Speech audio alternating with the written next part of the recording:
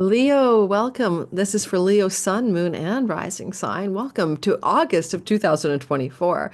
It's going to be an interesting month. You're going to change your mind about things that you thought were written in stone. You're going to be more willing to look at your life differently thanks to some Mercury retrograde action in the sign of Leo. But you're also going to really look at your finances with the idea of squaring it into a kind of prosperous career, money, earning, savings, gains. It's almost like you're taking stock and really working with the money story in a positive way. And I love that energy for you because you may have some financial luck that really surprises you as you experience yourself more prosperous and fruitful than you normally are in the month of August. Now, this is general bell curve astrology. We're going to explain why I said that to you, but don't forget, this is just a general reading, but most of you will feel something true about what I've said. We've got a lot of stories to talk about, though, not just that. So stay tuned. We got a couple of lunations that are really critical to you in yourself and other axes as well. First of all, guess what? Did I tell you anything about me? I'm Lori Lothian. I'm using the Western Tropical Zodiac. I use whole sign houses, as do most astrologers in YouTube land, to delineate the sky for you and give you opportunities to time your best life and move in the flow of the divine mind. But also, I love the minor asteroids, and I put out up to 30 videos a month. And if you love that kind of content with all signs delineations, I have my weekly forecasts for all signs, my monthlies, and the lunations and more, eclipses, of course. Please jump aboard, hit the like button, subscribe, and give me a try. One of the things I also would say, I'm only sharing one thing this month about what I'm up to, and this is my Sky Reader class. Jump on the early bird discount wait list below. 6 weeks of learning with me, weekly coaching calls, a private Facebook group.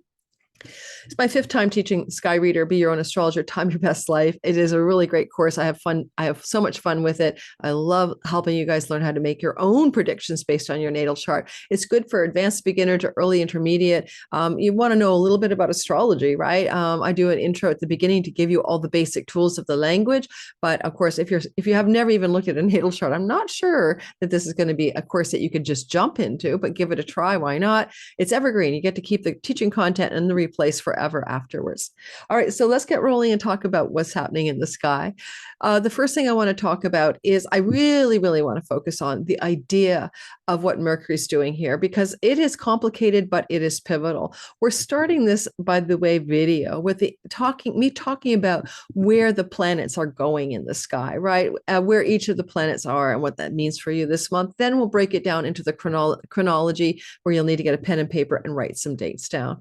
But to start off as a general theme, Mercury will be retrograding, and he'll be moving backwards to both Virgo and the sign of Leo. Now, for you, this is going to start a retrogradation August the 5th, as he retrogrades at 4 degrees of Virgo.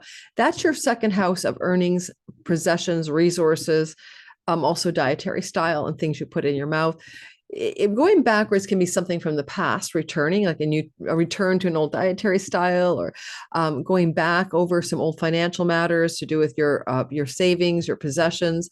And when Mercury goes back, news and information about money from your past may return to you. Like, oh my God, I forgot about that. And here it comes in your email, phone calls, something to do with your finances. Now, Mercury retrograde just means things often return from the past. And you'll have to go back and do some things again, by the way, later in September when he goes direct over the space that he's retrograding now. Lots of times when Mercury's retrograde in the 3rd house, I see the strangest thing: information, communications, and emails about possessions. I don't care if it's your car, it's your sofa, something that you have coming back to you. Someone bought something from you and decided they don't want to keep it, and they're returning it for some reason. It's kind of funny that way. So stay tuned for some of that as a possibility. And as the Mercury retrograde continues, he's retrograding in Virgo for quite a while. He'll still be in Virgo from, about August the 5th to the 15th. So that's when all that financial stuff from the past returns to you, or you go back and reassess your finances and your possessions and your savings and the way you manage your resources. Then as Mercury continues backwards, August 15th to the 29th, because he turns direct on the 29th at 21 Leo. And that's important if you're a 21 Leo sun, moon, or rising, 3 degrees on either side, you really feel the station direct, which is the 29th of August. But it is from August 15th to the 29th that you change your mind, right? Mercury's your thoughts, your ideas, the way you think about things often, the way you intellectualize reality, and he's going backwards over old ground that he's already been over already when he was moving direct in the sign of Leo in the month of July. And it's like you're going to rethink something, you're going to change your mind, you're going to go, I think I want to change my mind about that. I don't know, like, and I know that it's like the energy of this for fixed signs, and you're fixed, isn't always welcome. You don't always want to like be the fickle one. You like fixed, right? You made your mind up and that's it. You're sticking with it. But no, I don't think so. You're likely to change your mind about something. And if you do change your mind about something, which is totally fine, you may find that the changing of your mind is going to lead you into something prosperous. And that's because after you change your mind or have a rethinking of something or ideate something, as you do that, he will eventually be moving forward, right, into the sign of Virgo. And that means that he takes this rethinking and applies it to your finances. So the rethinking is about finances. He starts retrograding in a house of resources and finances, and he goes forward there later on in the month of September. So consider this a planning, rethinking, revising of things that you wish to do for financial wellness and food and dietary styles as well. Second house matters. Okay, Venus, the goddess of beauty, will move through the house of your face. That is happening to the house, face, mouth, teeth, jaw, etc. Taurus. So, I mean, Virgo, your second house. So Venus is moving through your second house. And when she goes there, August the 5th to the 29th, you're going to prioritize facial beauty. You're going to maybe get, some new cosmetics. Maybe you could try a cosmetics procedure if you want. But it's just a focal point on beauty and the face. Second of all, and teeth. Second of all, food. You have to put something in the mouth. The orifice is there and the face is there. So whatever you are normally eating when Venus goes here, especially in Virgo, you clean it up. This is your health cleanup act. Finding pleasurable food sources that are Virgoian healthy is what you are focusing on August the 5th through to the 29th. And if you are planning a cleanse or a food style shift and you really want it to succeed, there's nothing better than Venus's transit through your second house. The second house is a financial house. Venus is a money goddess. Quite often we can buy pleasurable things when she's there. We spend more money for things that give us pleasure, but also because she's a money goddess flowing to hygiene in your 10th house, there is a kind of fiscal hygiene related to career money and money matters that she's helping you organize in a positive way. Often, if you have, ways that you make money and money's coming to you, like your earnings and your possessions, I possess the money that I put in my bank account.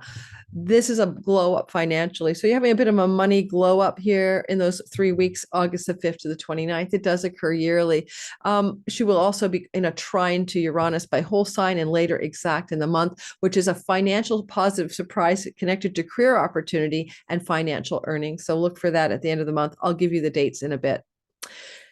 Mars, the god of change, directions, action, decisions, is moving through the sign of Gemini. He's been in Gemini since about the 20th of July and continues to move through Gemini through to the early September, about the 4th. This is going to be important because it hasn't happened since 1989 that he's moved through this part of your chart in concert with Jupiter. And that Jupiter is benefic, Santa Claus, fairy godfather, blowing things up, making it a bit larger than life. And therefore, it's a house of windfalls, pennies from heaven. It's your 11th house of good spirit, career gains in particular, and also benefits from elder siblings and friends who are allies to you, giving you favors from on high. So this energy is lovely, and Mars is going to be embedded within this energy during the month of August, specifically around August 14th and 15th when it becomes more exact, but its influence is playing out through the entire month. So I'd say in general, like, you're going to enjoy Mars's transit here. It can allow for some changes of friendship circles that benefit you and make you more happy and prosperous. You may cut out of groups of belonging and certain friendships, but the ending brings you Jupiterian blessings. Decisions and actions are happening that impact your bottom line financially because of this, in terms of career monies in particular. So you're making some changes there as well. Now we're going to talk about the dates of the details of that because there's a lot of intensity, but I just want you to know about Jupiter as well before we break down the month into the dates of what happens. I mean, Jupiter is going to be in your 11th house, and this is called the house of his joy. he started here in May of 24, and he stays in this part of your chart all the way through till June of 2025. Use it or lose it, but it's a really great opportunity for greater gains in your career than you can imagine, and also a sort of an exceptional energy that allows you to influence larger groups of people, be a part of movements in larger groups of people, and also have some financial benefits that surprise you. Like, it feels like a windfall, even benefiting in particular from the goodness and the support of an elder sibling, especially one just above you, in terms of finances and all things in general. All right, we covered the planets Mars and Jupiter, and we covered, everybody else. Of course, Saturn's still poking along in Pisces, which is your 8th house of chunky money. So we'll address that as we look at the transits that are going to be occurring. Let's start off by talking about the dates of events, right? Get a pen, get a paper. We only have 20 minutes together. You want to use it, right? So it's an interesting beginning of the month because we come into some tension. August 2nd between Venus and Uranus, that is about money and love surprises. But because it's a square, it might demand action and decisions that have to be taken in a very fast way. So August the 2nd, in particular, Venus will come into that square as she moves through the sign of you, right? And with Venus here, because don't forget, she will be moving August 5th into the sign of your money and food and stuff, but she's still giving you that glow up she gave you in July. You are more popular, appealing, and pretty, or handsome. And now she's squaring Uranus. But because it's happening in the house of you are the one in charge. So you are going to be surprised by things that are occurring in your career and reputation space, but you have all the power, a benefic planet, to handle it. And you want to remember that later on, this is going to happen again. It's going to happen with Mercury on August the 18th, 19th, and he squares Uranus from the house of you, right? We talked about that, retrograde, and you're rethinking things, and surprise, something in your career and reputation space as you rethink things is going to really blow up in the sky. It's kind of like a 1-2 punch, right? It's positive because both Mercury and Venus are in the domain of your sun or your moon, or especially your rising. So you kind of have a handle on it. So shocking, erratic, surprising events in your career that you can cope with basically and make decisions about August 2nd and later on August 18th and 19th. We want to talk about the moon on August the 4th. It's in Leo. It's at 12 degrees. It's a new beginning, a new start, a fresh start in your body, in your mind, in your home. If it's your moon, it's your home, your Leo moon. If it's your sun in Leo, it's your career, fresh starts, new beginnings. And if it's your rising sign, anything you want to have a fresh start, new beginning in. On this new moon, August the 4th at 12 Leo, sun, moon, and rising near 12 Leo, it's going to impact you more acutely. So keep that in mind. But all of you Leos feel it no matter what. New moons begin a new direction for 6 months, and you may have evidence of that new direction in the 2 weeks that follow the new moon as we wait for the full moon. Alrighty, and we want you to harness that energy for that new beginning, especially maybe when the moon is beginning to look like a waxing crescent sliver 3 days after August the 4th. Then you could do your enchantment, your magic, your wish fulfillments, etc. You need a little bit of light, I think, to make the magic work. And it's this new moon is like opening up doors as well. It does have a general flow to the North Node in your 9th house. And this opportunity is, beautiful and rare, 18 years rare, where you could find that this new beginning invites you to go back to school and higher educate, to get to travel the world and go off to far off foreign distant places, to succeed in book publishing, to have new starts in legal matters that have been challenging you with courts and judges. These are themes of the new moon for you. We'll be doing a deep dive into that if you want to subscribe when I do my all signs new moon video. And then we move it forward into the month. We see that the 8th of the month, Mercury has moved with Venus into Virgo, and they are conjunct. Normally, that just means good news. You have some good news, Mercury, Venus, coming through the sky, August the 8th in Virgo, financial matters, your savings, your money, your resources, positive energy here. I would say to you that what you might do with that energy, like how you could harness that energy, because it's a bit of an interesting one. I would say you may be able to take that energy and make some financial decisions that are extremely, extremely positive. One of the things about Venus is that she is all about goodness, all about positivity. In other words, we call her a benefic planet. So the benefic quality of Venus is what I want to focus on here. Don't get caught up in worrying about her detriment in Virgo. Can you use this energy powerfully and positively? Yes, of course you can. You can do something like make a decision, Mercury, through an idea that you've been rehashing, rethinking, investigating. Venus and Mercury together are beautiful ideas, powerful, positive developments in your finances. Look to your emails, your phone calls, and your text messages. Don't forget, Mercury, I should have said, has retrograded right backwards into Venus. So moving together, they're aligning together.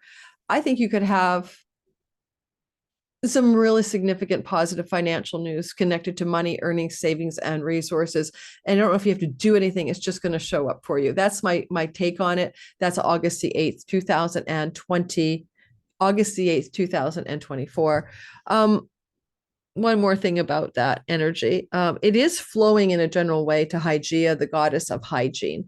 And that could indicate also being very hygienic around financial matters, as well as having some really positive news around financial matters. So you can use both sides of that and use it or not, but it's Hygeia in your house of career and the money story.